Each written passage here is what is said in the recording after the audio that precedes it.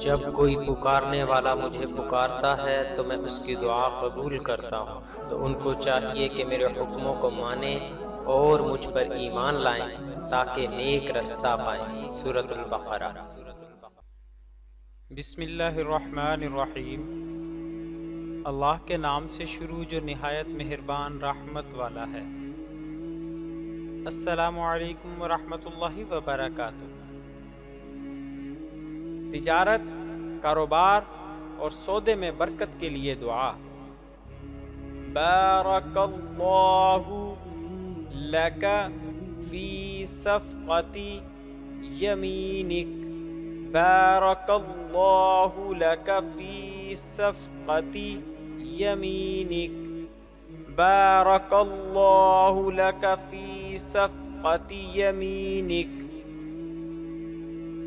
سنن ترمذی حدیث نمبر 1258۔